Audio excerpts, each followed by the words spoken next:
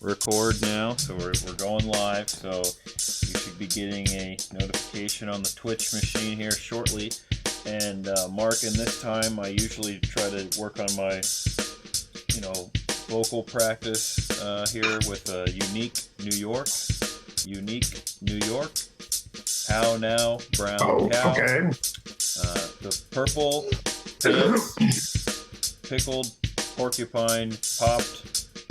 I forget. Every time I mess it up, I just forget the order of the words. But the unicyclist prepared a pair of pants. There's something with purple in there. You probably have quite a few good ones, I would imagine. You're talking to me on that? Yeah. Yeah, there was a whole sequence. I'll have to call my buddy Mike Elkins, who directed me in the musicals and in Grapes of Wrath, because we did Unique Unork. I already fell into the trap, but we did a whole series of those things. I can't remember them right now, but I'll have to find out. All right, well, let me know. And we were a musical, so we had to do a whole bunch of vocal exercises just to get our pipes in order. Good. Well, you think of them, let me know, and I'll use them for the future show. But without further ado, welcome back, everybody, for a fantastic Friday edition of Shootin' Straight, a handball podcast brought to you by JD and Max. This go around here, Max is, like I said, going to be a reoccurring co-host with me until Joey wraps up his finals. So, Max, how are you this evening? Maybe I'll beat Joey out. Maybe I'll beat Joey out. Who knows?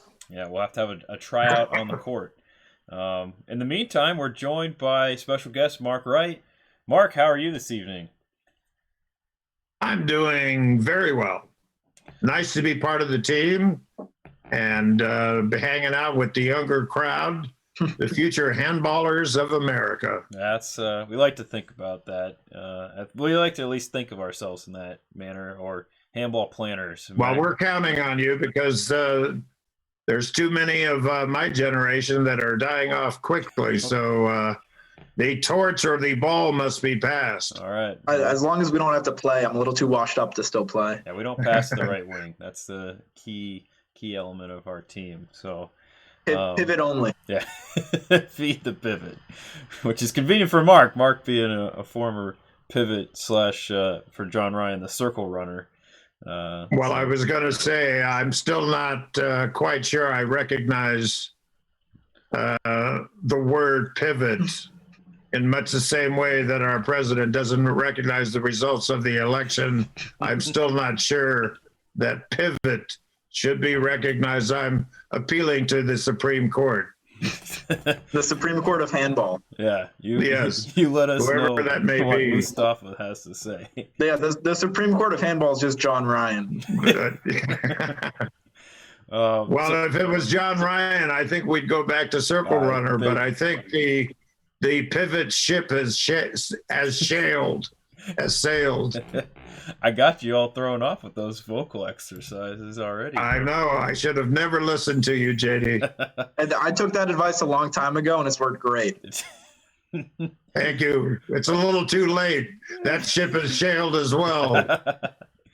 Mark, why don't you, for all our listeners out there, give a little brief background, what you do in life and how you got connected with us and your background on handball. Excuse me. Well, it's funny you should ask it, at least regarding the handball aspect of my life, because as you know, I just put together a little piece having discovered some slides that I've had with me for almost 50 years. But I just discovered them in a box and had them digitized, and suddenly the year 1977 came alive for me, and that is the year that I started with handball. It first came on my radar screen, so to speak, in 72. I was a fairly active athlete. I was a scholarship football player at UCLA, and caught one pass against Stanford, and said, I think that's enough. But my biggest claim to fame was I was the starting center on the UCLA freshman basketball team. So I came under the influence of John Wooden and his coaching staff, and did very well, and talked to Wooden about going out for the varsity. And unfortunately, I was a basketball player trapped in a football player's body and playing against all kinds of super athletes on the basketball court. So I ended up concentrating on football and then dropping out to pursue a career in television and film. So I was a theater arts major, one of the first UCLA grads to do that, and had been working for ABC Sports and was sort of attuned to Olympic sports. I had worked on golf coverage, and ABC had the Olympics that year. And I was in the truck at the US Open, and somebody rolled a spot that they had just produced for the upcoming Olympics in a month. And I just happened to be at the right place at the right time. And it was about handball. I'd never heard of it, never seen it. And I was fascinated by the game, and it just sort of registered with me. And then in '76, I read an article about it in the Sports Illustrated. And it said that the American team was known for two things. Its devotion to the sport and its devotion to beer after the sport. And then I really got interested. And at the time, I was long graduated, but at the time I was still working on campus at the studio there at UCLA, doing academic types things and televising operations and a variety of things, and also pursuing writing. I was hoping to break into sitcom writing, and I had an agent and playing that whole game. But one day I rounded the corner at the men's gym taking a shower, and there was a little sign that said, interested in playing team handball, call this number. And it was the phone number for a guy named Brian Marbach, who is still one of my best friends. And so I joined up playing every Wednesday night at the women's gym at UCLA. We had these makeshift goals that came in about 5 parts that we had to store another floor up and bring down, tape the cord every day, and untape it at the end of our session. And then we'd head to Seppi's Sandwiches in Westwood and eat sandwiches and drink beer, just like it said in the article. And so these pictures that I found were from '77, and it showed us at our first national championships in '77, playing against some of the other teams there and hanging out. And I became smitten, and I soon left my job at UCLA. I was still writing and hoping to break into the writing business, but decided I could do that wherever, and really got into shape, concentrated. And the next thing I knew, I was touring the East Coast with the Americans men's national team and playing against the defending Olympic silver medal winning team, the Romanian team. And that's where the other slides came from.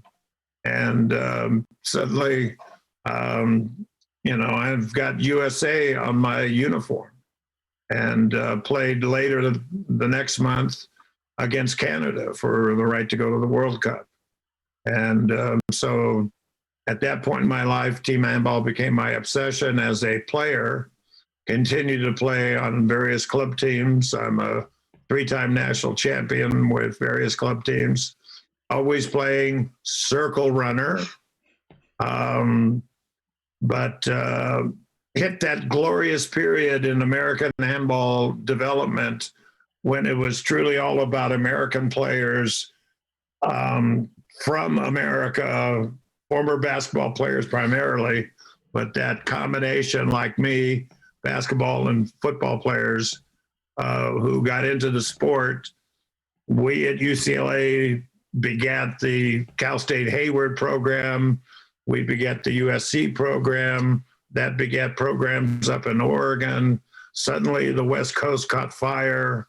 Then we got to know the East Coast guys, and there was a lot of within America, a development of American players, playing first within collegiate opportunities and then going on to various clubs.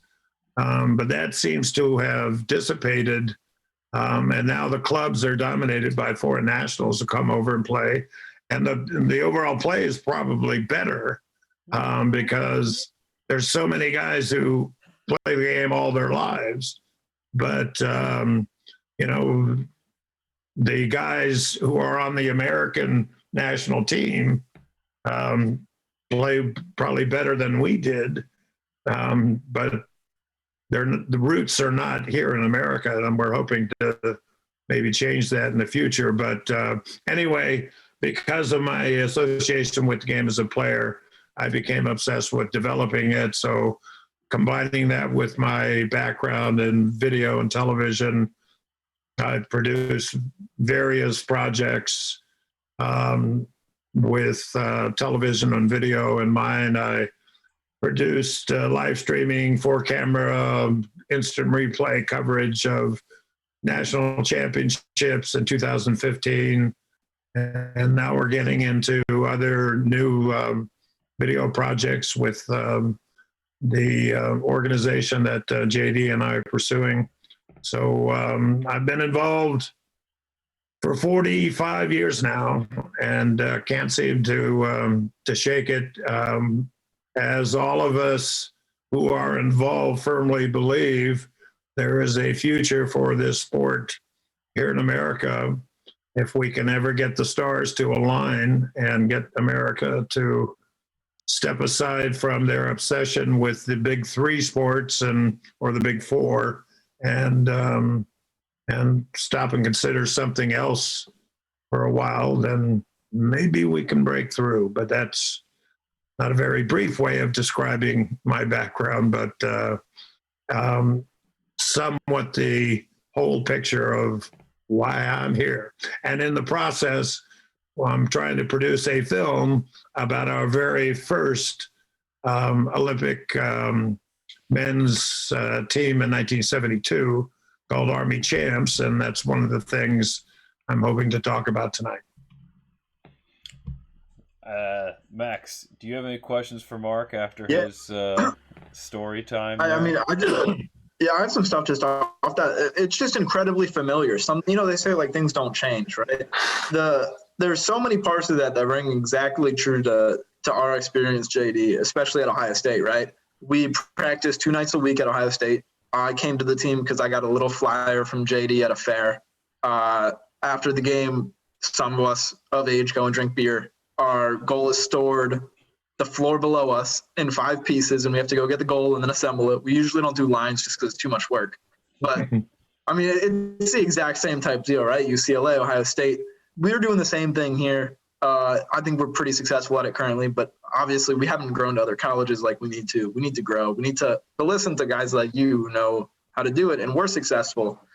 And it's just really compelling and also frustrating that we haven't gotten to the level where now there's no UCLA program, there's no USC program. The only West Coast is LA, San Francisco, and Seattle, and Portland as club teams. But we just need to get to the place where we're finally starting to build on top of things.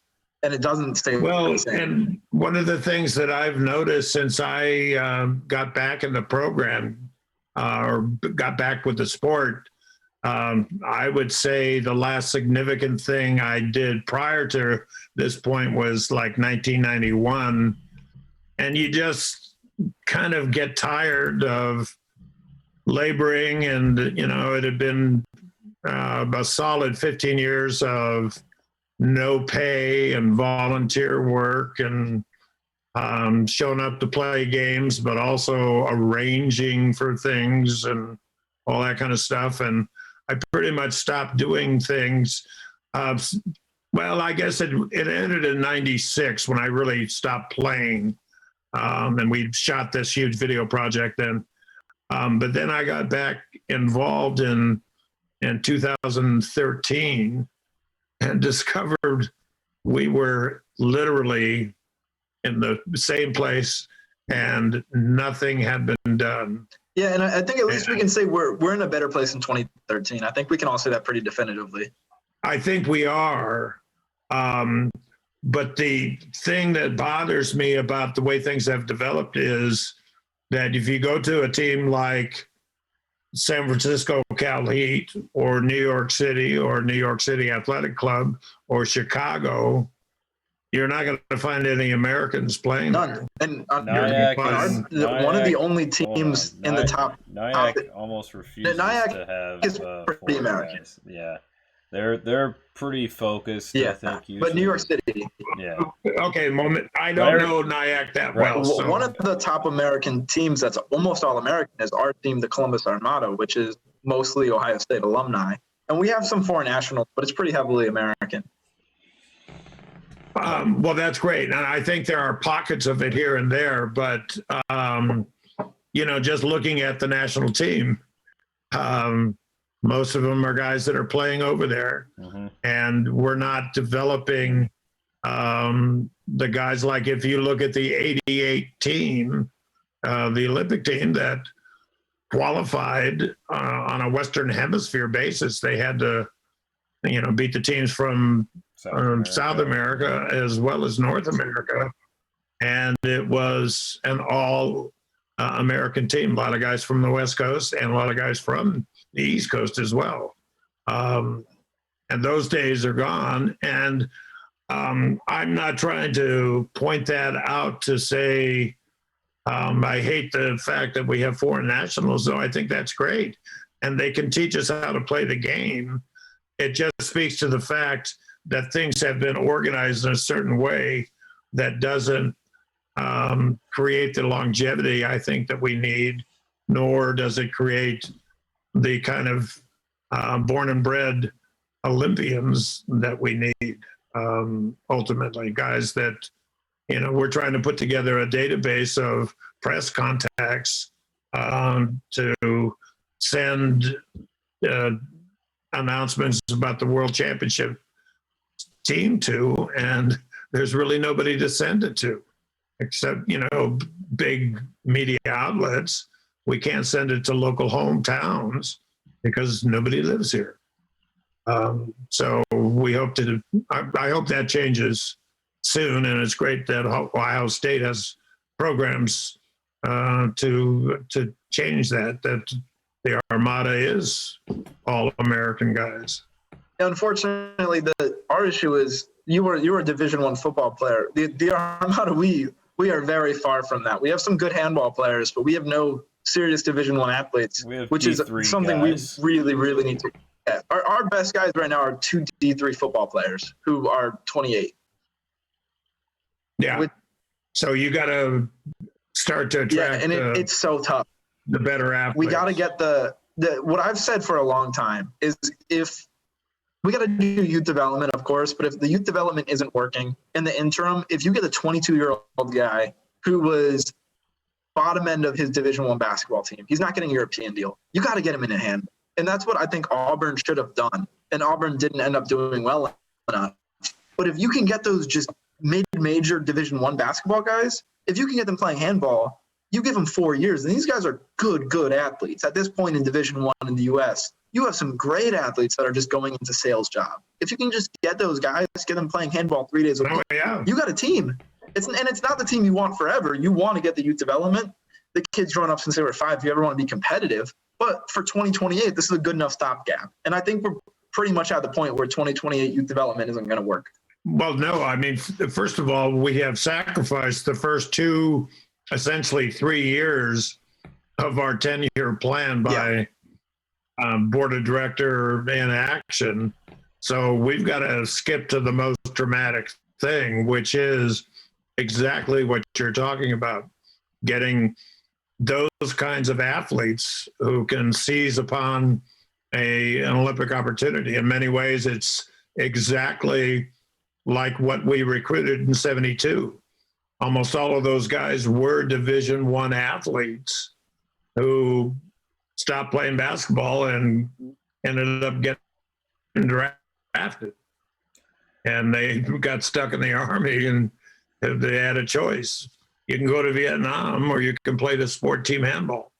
Well, I don't even know what the hell this thing is. Well, fortunately for us, we won't be facing a draft for 2028, so that's not a concern. No, it's I'm saying that for myself. I don't want to get drafted. Don't draft me.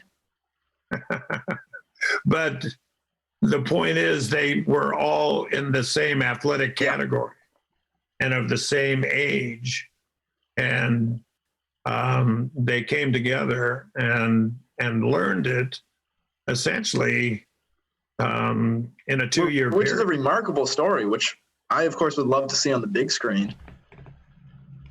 Yeah, and what we're trying to do is also position it within the context of the times, which was, back then, and having lived through it, I can attest to this, you didn't admit to anybody if you were a soldier. It was a time when soldiers were looked down upon. Here in Ohio, you were losers if you.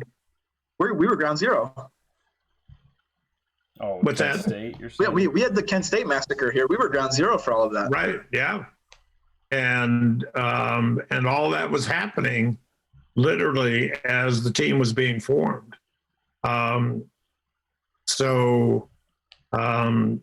When you put that sort of countercultural background to a bunch of soldiers, literally with a gun to their head saying, learn this thing or go to Vietnam, and not knowing, if you think handball is obscure now, imagine back before the first Olympics happened, which is the only time it gets any press coverage.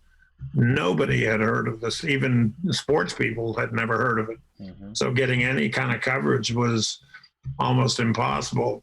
And suddenly these guys who are all, Division I athletes are going over there, and they play a Division III German team with a bunch of overweight 40-year-old guys and getting their ass kicked.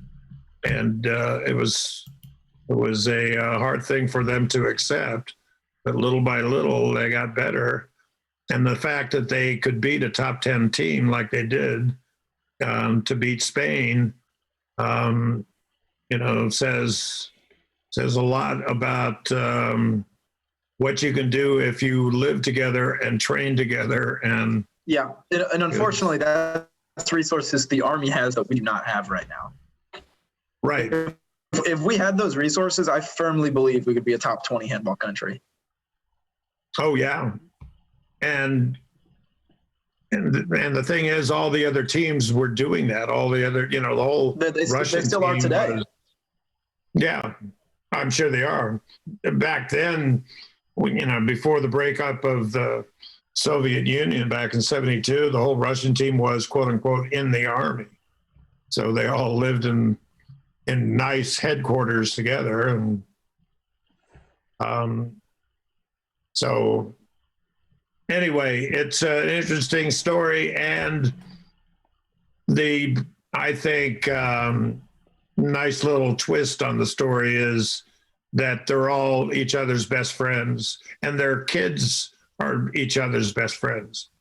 They go on an annual trip to Vegas during March Madness every year, and this was not just an Army team. There are 4 guys on the team that came from Laszlo. You know who Laszlo Urak is, right? I do. No. I don't think Max would. So Laszlo is more or less the co-founder of American Handball, along with Peter Buning. So Peter is from Germany originally, Laszlo from Hungary, the two countries really don't get along, nor did Peter and Laszlo in many ways, although they they reconciled.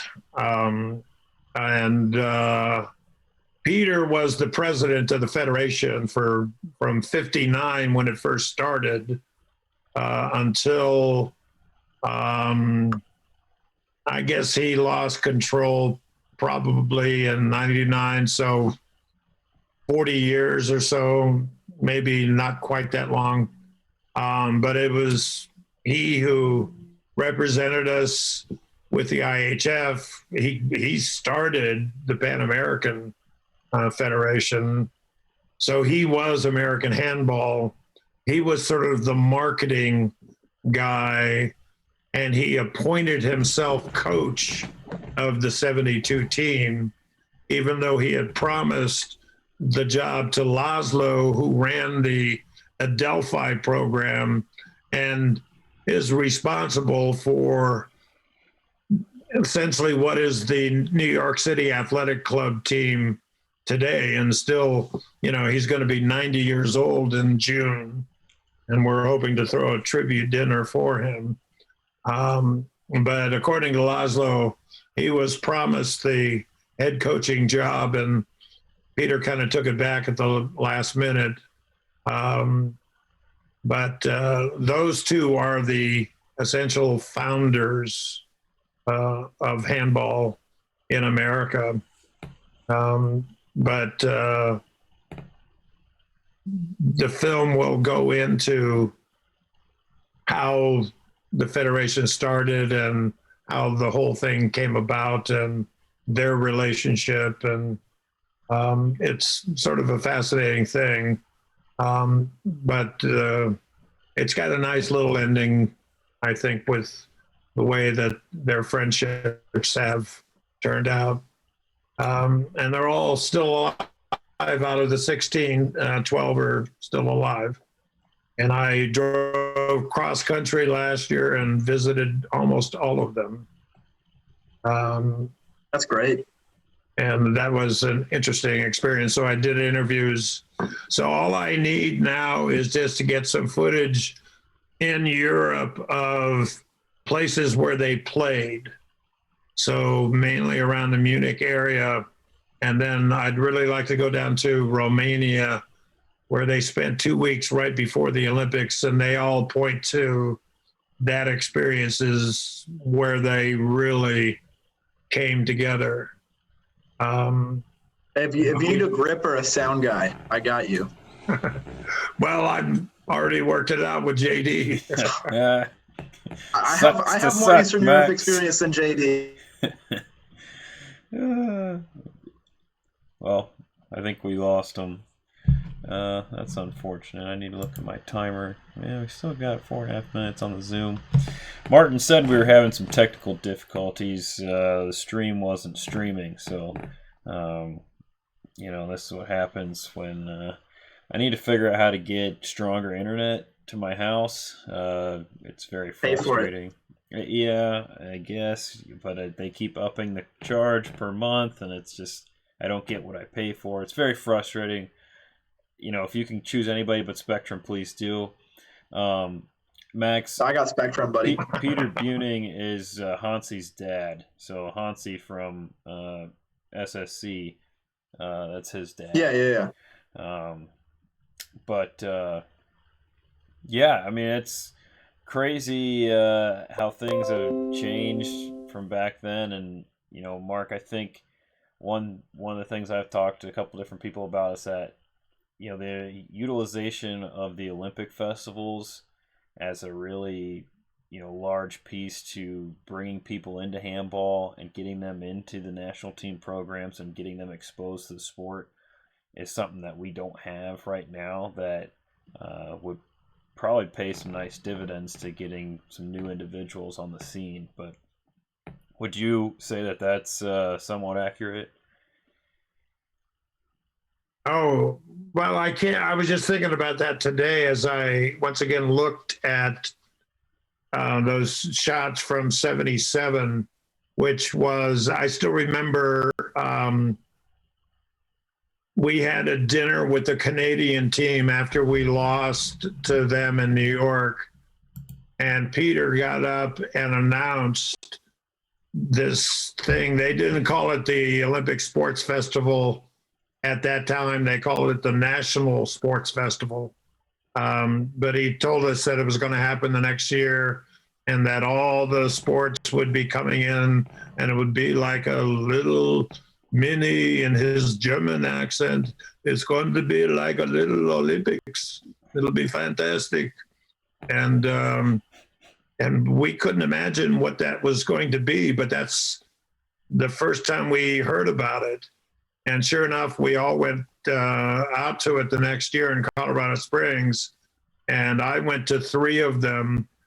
And it certainly was a great development tool for bringing guys into the sport who necessarily hadn't played, to give them a real taste of it. And plus, you got your warm-ups and your jersey and you march in the parade and all that stuff. But for people who had been involved in the sport to come together for almost 2 weeks, that's where we really got to know the East Coast guys.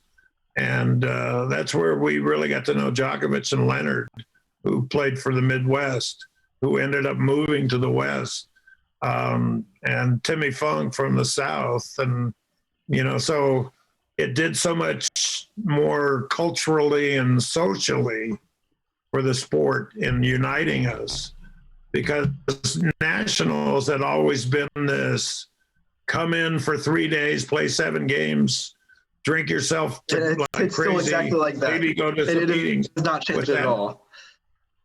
Right, and then you get out of town. Mm-hmm. And here we got a chance to really get to know each other. That sounds like what we do with Women's Sports Club.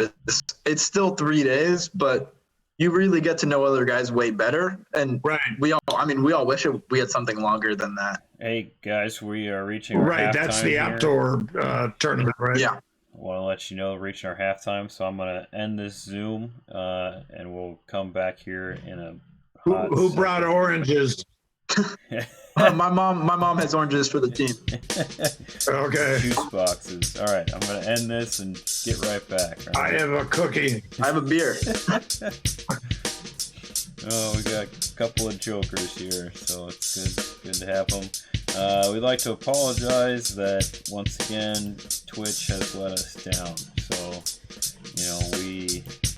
I'm not really sure what else I can do. It says that we're streaming. It says that we're recording. We're at 32 minutes.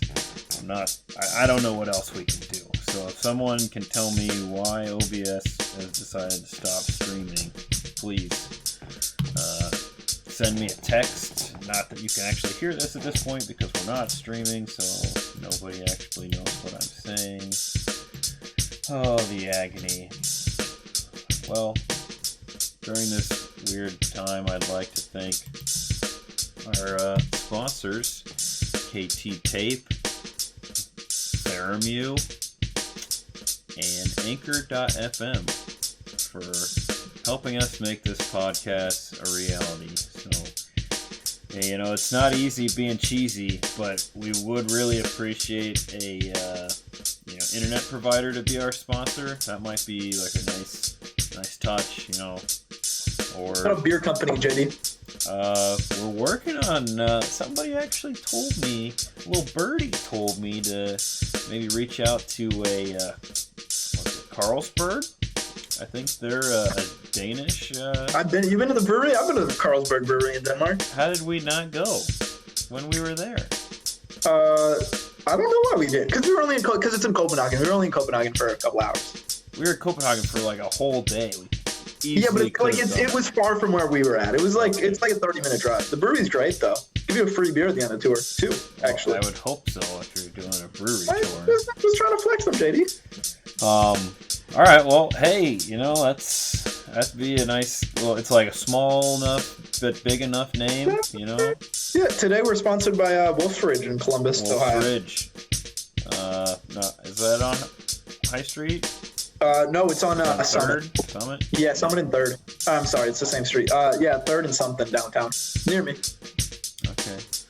Well, we're still waiting for Mark to get back. Yeah, and we got a Crew playoff game on Sunday. Let's go Columbus Crew.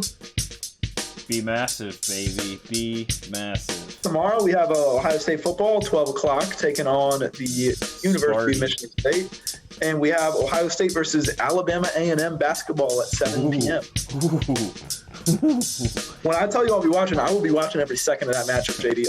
Our basketball program is looking up right now. It's looking great. We did not look good two games Yeah, 2 games ago, but last game we looked great. Last game we smoked them. 2 games we ago. were firing off cylinders, yeah. I was driving home tonight, and I got stopped on the freeway out of nowhere, and it was the OSU football team headed to the airport. Oh. Yeah, Nice. I waved to Justin. I was like, Justin, tomorrow. Hey, yo, my boy, Jay Fields. One thing that I'd like, have you noticed the trend? I forget which basketball team it is, but they have played 6 games now, and they've lost all 6 games by like 50+ points. Yeah, it's a D3 school. Over 100. It's the D3 school that's running the Grinnell system. You know what that system is, right? Explain it to us. So we should do this in handball. The Grinnell system is basically this. You shoot only 3-pointers and you play no defense. Because